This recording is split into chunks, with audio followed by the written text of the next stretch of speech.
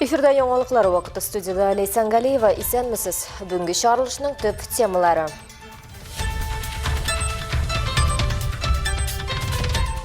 Кешүшатта карантин, ауыл жерлеге фермасында кытыруу шире ачыкланган. Біз инде шул чиракта эпизотолог, біз барып комиссионны карап, кеннен соң бу малны, бу тананы айырып куйдык, изолировать итеп. Хава шартларынан файдаланып, республикабызда язгы кыр эшләре бара. Бүгінгі күнде арпа шеше башладық. Арпа біздің 650 гектар мақтама ягында қаралған.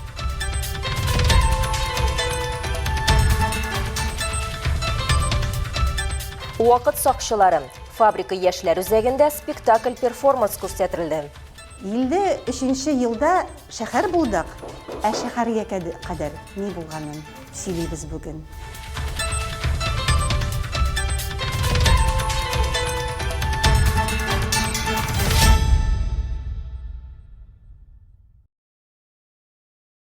Кешүшат авыл җирлегендә кытыруу авыруы теркәлгән. Инфекцияны фермаларның берсендә ачыклаганнар.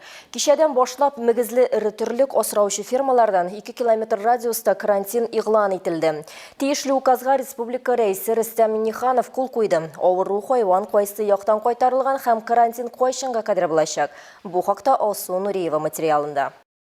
Кытыруу шире Кешүшат җәмгыятенең мөгезле ире терлек асрау өчен файдалана торган территориясендә теркәлгән. 12 апрель көнендә хозяйствоның руководителе шалтыратып, менә шундый хәл, малларда кытыруу шире түгел микән дип, бер малыбыз ширле дип хәбәр итте.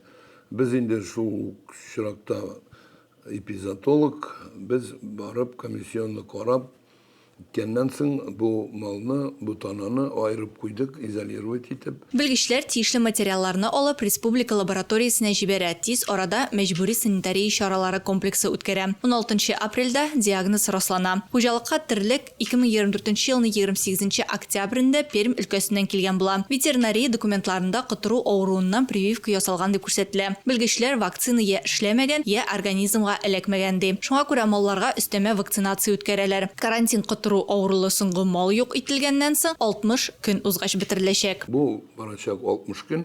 60 көн буена бөтен малларны карап торып, күзәтүдә тотып, эшләрен башкарганнан соң, аннары сугыннан инде 60 көн узганнан соң заключительный дезинфекция бөтен помещениеларга, бөтен тракларга, бөтен карталарга заключительный дезинфекция ясап чыкканнан соң инде без инде документ җибәрәбез, что бірінде кабат очраклар булмады, булмасын инде. Шуннардан соң уже рейсның указы чыгачак карантинны ябырга дип. Хәзер бу территориядә авыру хайваннарны дәвалау, тирләрен салдыру, фермага чит кешеләргә йөрү, авыру хайваннарны кертү һәм чыгару тыела. Алсу Нуриева, Рафаэль Сафин, яңалыклар вакыты, Луч Әлмәт телекомпаниясе.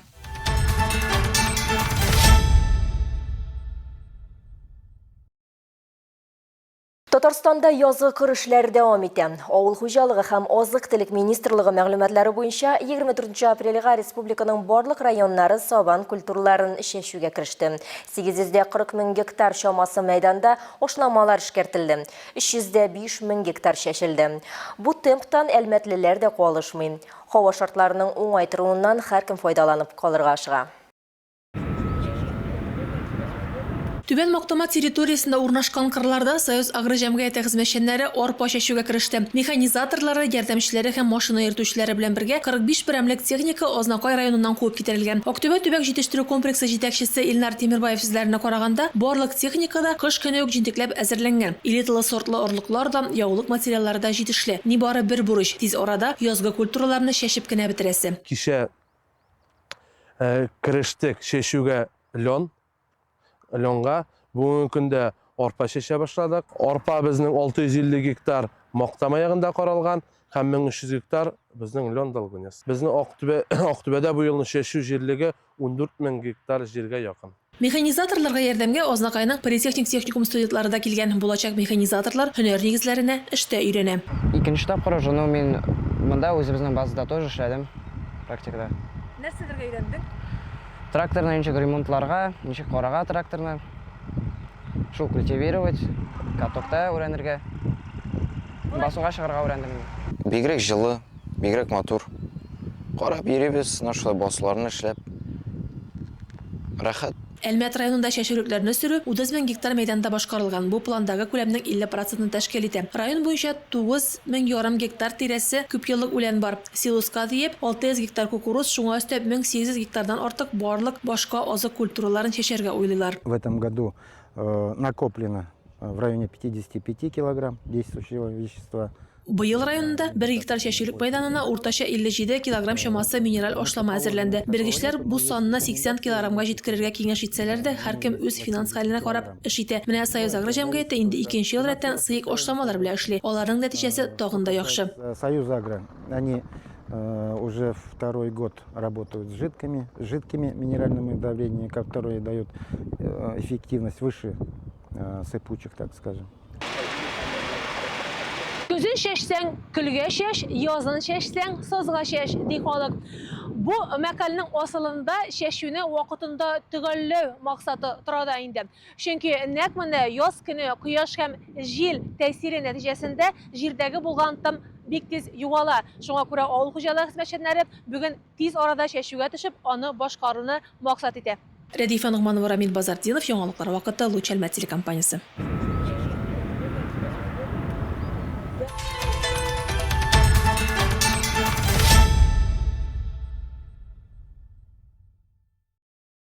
Әлбәттә, быелгы график кысаларында кайнар суны сүндерү 26 майдан планлаштырыла. Шикләүләр 9 объектка кагылачак. Пар казаннары эшен туктату графигы турындагы мәгълүматны экраннарыгызда күрә аласыз. Мондый чара киләсе ягу сезонына әзерләнү һәм аварияләрне булдырмау өчен кирәк.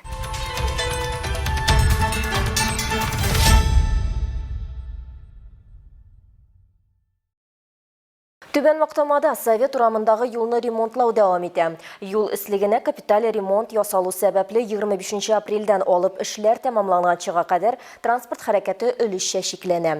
Машина йөртүчеләрдән алдан ук үз маршрутларын планлаштыруларын һәм альтернатив юлларны сайлауларын сорыйлар.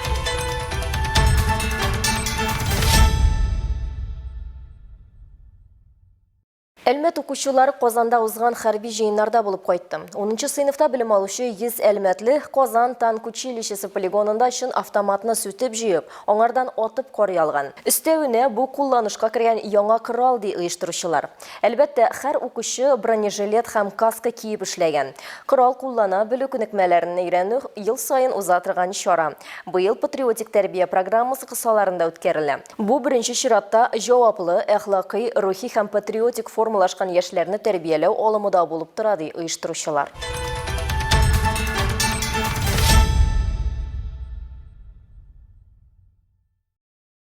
Бөек Ватан сугышында җиңүгә китергән тарихи вакыйгалар белән таныштыруны дәвам итәбез. 1945 елның 24 апреле. Сугышның 1403 көне. Бу көнне беренче Белоруссия фронты гаскәрләре Берлиннан төньяк-көнбатыштарак Креммен, Флатов, Вельтен, Науэн шәһәрләрен ала. Берлиннан көньяк-көнчыгыштарак Даме елгасын кишеп көньяктан һөҗүм итүче беренче Украина фронты гаскәрләре белән кушыла. Беренче Белоруссия һәм беренче Украина фронты гаскәрләре кушылу нәтиҗәсендә Берлин юнәлешендә сакланучы дошман группировкасы икегә бүленә. Бер үк вакытта фронт гаскәрләре Берлинда сугыш алып бара. Көнбатыш фронттагы союздашлар Дунайны кишеп Дилинген шәһәренә чыга. Шулай итеп Германия, Швейцария ишегенең 64 чакрымга сузылган участогы союздашлар кулына төшә. 1945 елның 24 апрелендә барлык фронтларда дошманның 76 танкы һәм үзйөрешле орудиясе, 99 самолеты юк ителә. Төрле милләтләрдән булган меңләгән хәрби әсирләр фашистлар кыллыгына азат ителә. Бөек җиңүгә 15 көн кала.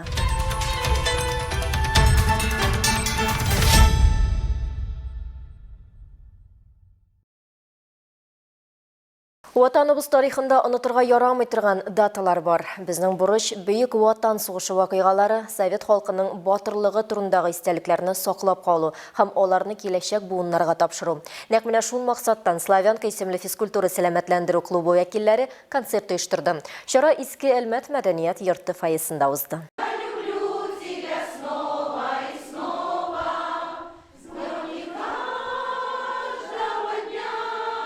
Birinchi minutdan uq vokal ansambl шығышы tomoshachilarning ko'ngilin yaulab oldi. Олар Славянка физкультура сәламәтләндерү клубы гимнын башкардылар. Җырдагы «Мин яратам сине тормыш» безнең девизга әйләнде ди катнашчылар. Бәйрәм концертына Славянка клубының дуслары, ветераннар советы вәкилләре, волонтерлык штаблары җитәкчеләре, Урсалы, Түбән Мактама һәм башка клубларның актив ветераннары да килә. Коллективлар башкаруындагы сугыш еллары җырлары, биюләре һәм башка иҗади куелышлар тамашачыларны тарихтагы мөһим вакытка күчергәндә итә.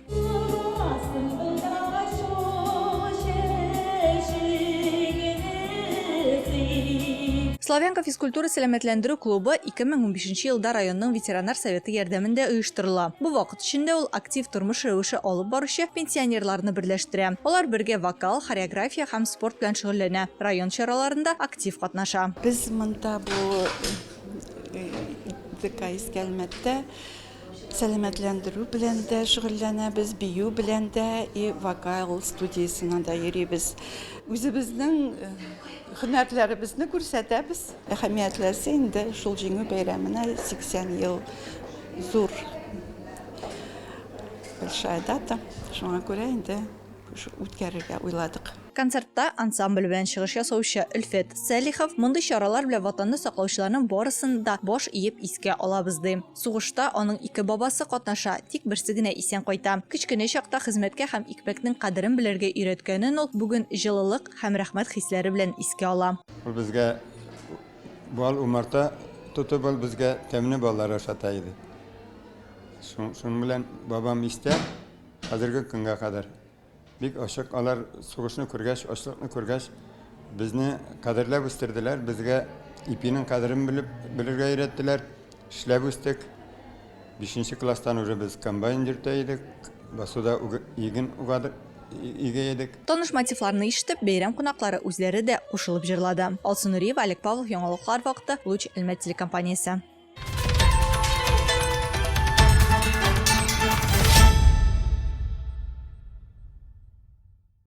Сугыш чоры, революция, патша заманы, колабызда милли код эзләү юнәлешендә иҗади эшләр дәвам итә. Чираттагы очрашу фабрика яшьләр үзәгендә булды.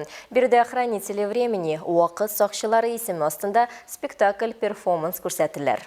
1953 елда шәһәр статусы алган Әлмәтнең тарихы бик тирәнгә барып тоташа. Әлмөхәммәд мулладан башлап бүгенгә килгән бер гаилә тарихы нәкъ менә хранители времени вакыт сакчылары спектаклендә үзенең бик матур һәм төгәл урынын алды. А я подумала, а ведь и до них жизнь была. Не с них же наша фамилия началась. Илебез тарихы, гаиләләр тарихы. Бу ике төшенчә һичшиксез синоним булып тора. Әлмәт шәһәргә әйләнгәнче бу якны нефть танымасы булып үзгәрткәнче дә биредә тормыш кайнаган. Кеше язмышлары, йортлар, урамнар тарихы белән бергә гасырларга үрелеп барган. Берләшү бүген безнең төп максат. Һәм безнең спектакль иске Әлмәт турында. 53 елда шәһәр булдык, ә шәһәргә кадәр ни булганын сөйлибез бүген. Бу документаль спектакль-перформанс. Менә хәзер аны 3нче тапкыр уйныйбыз. 1нче тапкыр без аны результат итеп күрсәттек Караш Аркадаштан. Анда инде безне критиклар карадылар, тамашачы җыелды, матур сүзләр сөйләделәр, яраттылар спектакльне. Һәм үз инициативабыз белән инде без хәзер 2нче тапкыр спектакльне күрсәтәбез.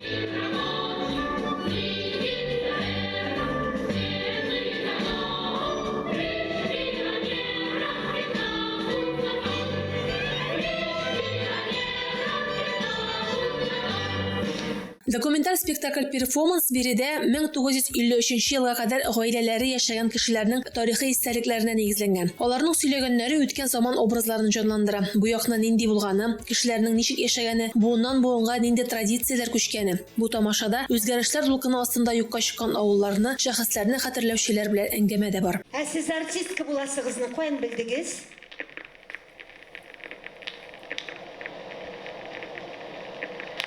Миңа 15 яшь булды.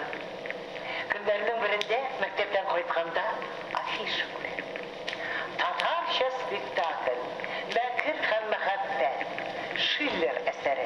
Перформанста фабрика эшләр үзәгендә эшләп килгән театр түгәрәгенә йөрүчеләр катнаша. Араларында София Сарычева да бар. Театр түгәрәген калдырмый яратып йөрүчеләрнең берсе ул. Мин Лилия Рифкатовнага кружокка йөргәнем. Потом ул мине бер спектакль алгайның. И без уже 2 тапкыр спектакль куйгайнык. И хәзер без 3нче спектакль куябыз. Спектакльне сәхнәгә режиссер Камил Гатаулла һәм драматург Дина Сафина куя. Ул Караш лабораториясе касаларында Татнефть хәйрия фонды тарафыннан гамәлгә куела. Радифа Нугманова, Рафаэль Сафин, яңалыклар вакыты, Луч, Әлмәт телекомпаниясе.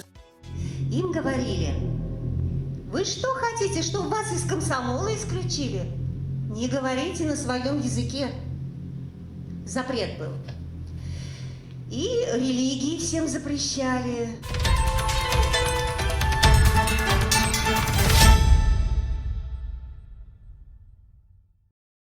Иртәгә туган тел көнен һәм бөек татар шагыйре Габдулла Тукайның тууына 139 ел тулуны билгеләп үтәчәкләр. Чара 10:30-да Тукай проспекты 27 адресы буенча урнашкан шагыйр һәйкәле янында узачак.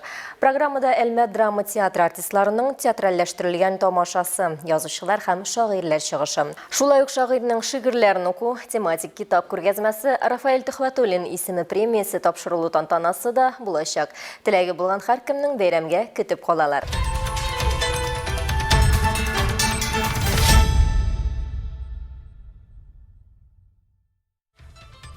Хөрмәтле тамашачыларыбыз, яңалыклар чыгарылышының туры трансляциясын сез ВКонтакте социаль шелтәренә кереп, Луч Әлмәт төркемендә сәгать кичке 7-дә карый аласыз. Безнең иң кызыклы сюжетларыбызда рәсми аккаунтларыбызда урнаштырыла.